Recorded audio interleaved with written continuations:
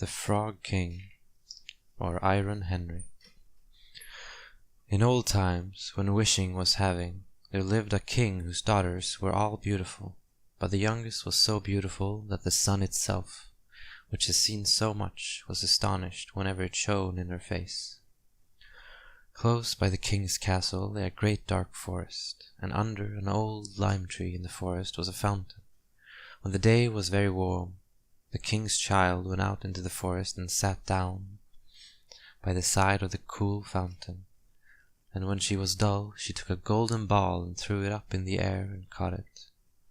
And this ball was her favorite plaything. Now it so happened one day, the king's daughter's golden ball did not fall into the little hand which she was holding up for it, but onto the ground and rolled straight into the water. The king's daughter followed it with her eyes, but it vanished, and the well was deep, so deep that the bottom could not be seen. On this she began to cry, and cried louder and louder, and could not be comforted. And as she thus lamented, someone said to her, "What ails you, king's daughter? You weep so that even a stone would show pity." She looked round to the side from whence the voice came, and saw a frog stretching its thick, ugly head from the water. "Ah, old water splasher, is it you?" said she. "I am weeping for my golden ball, which has fallen into the fountain." "Be quiet and do not weep," answered the frog. "I can help you. But what will you give me if I bring you your plaything up again?" "Whatever you will have, dear frog," said she. "My clothes, my pearls and jewels, and even the golden crown which I am wearing." The frog answered, "I do not care for your clothes, your pearls and jewels, or your golden crown. But if you will love me, and let me be your companion and playfellow, and sit by you at your little table, and eat of your little golden plate, and drink out of your little cup, and sleep in your little bed, if you will promise me this, I will go down below, and bring your golden ball up again." "Oh yes," said she, "I promise you all you wish, if you will but bring my ball back again." She, however, thought, "How the silly frog does talk! He lives in the water with the frogs and the crooks, and can be no companion to any human being." But the frog, when he had received his promise, put his head into the water and sank down. In a short time he came swimming up again with the ball in his mouth and threw it on the grass. The king's daughter was delighted to see her plaything once more, and picked it up and ran away with it. "Wait, wait," said the frog. "Take me with you. I can't run as you can." But what did it avail him to scream his croak croak after her as loudly as he could? She did not listen to it, but ran home and soon forgot the poor frog, who was forced to go back into his fountain again. The next day, when she had seated herself at the table with the king and all the courtiers, and was eating from her little golden plate, something came creeping, splish splash, up the marble staircase. When it got to the top, it knocked at the door and cried, "King's daughter, youngest, open the door." She ran to see who was outside, but when she opened the door, there sat a frog in front of it. Then she slammed the door in great haste, sat down to dinner again, and was quite frightened. The king saw plainly that her heart was beating violently, and said, "My child, what are you so afraid of? Is there a giant outside who wants to carry you away?" "Ah, no," replied she. "It is no giant, but a disgusting frog." "What does the frog want with you?" "Ah, dear father, yesterday, when I was in the forest sitting by the fountain, playing, my golden ball fell into the water. And because I cried so, the frog brought it out again for me. And because he insisted so on it, I promised him he should be my companion. But I never thought he would be able to come out of the water, and now he is here and wants to come in." In the meantime it knocked a second time and cried, "King's daughter, youngest, open to me. Don't you remember yesterday, and all that you to me did say?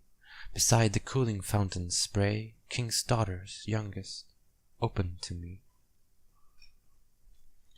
Then said the king, that which you have promised you must perform. Go, and let him in. She went and opened the door, and the frog hopped and followed her, step by step, to her chair. There he sat still and cried, "Lift me up beside you." She delayed until at last the king commanded her to do it. When the frog was once on the chair, he wanted to be on the table, and when he was on the table, he said, "Now push your little golden plate nearer to me, that we may eat together." She did this, but it was easy to see that she did not do it willingly.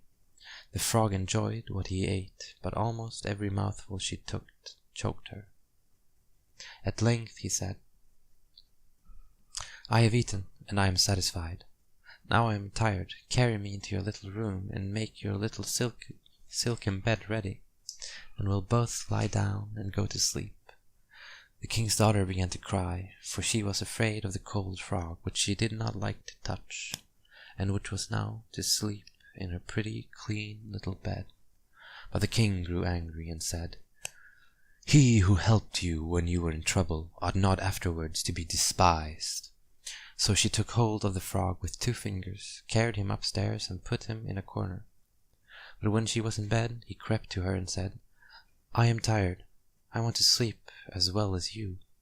Lift me up, or I will tell your father." Then she was terribly angry, and took him up and threw him with all might against the wall. "Now you will be quiet, odious frog," said she. But when he fell down, he was no frog, but a king's son with beautiful, kind eyes.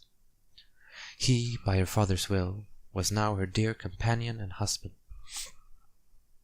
Then he told her how he had been bewitched by a wicked witch, and how no one could have delivered him from the fountain but herself, and that tomorrow they would go together into his kingdom. Then they went to sleep, and the next morning when the sun awoke, a coach came rolling up, drawn by 8 white horses, with white ostrich feathers on their heads. They were harnessed with golden chains, and behind stood the young king's servant, Faithful Henry. Faithful Henry had been so unhappy when his master was changed into a frog, that he had thrown 3 iron bands, laid around his heart, lest it should burst with grief and sadness. The coach was to conduct the young king into his kingdom. Faithful Henry helped them both in, and placed himself behind again, and was full of joy because of his deliverance. And when they had driven a part of the way, the king's son heard a cracking behind, as if something had broken. So he turned round and cried, "Henry, the coach does break." "No, no, my lord, you do mistake. It is the band around my heart, that felt such great and bitter smart, when you were in the fountain strange, when you into a frog were changed." Again and once again, while they were on their way, something cracked, and each time the king's son thought the carriage was breaking, but it was only the bands which were springing from the heart of Faithful Henry, because his master was set free and was happy.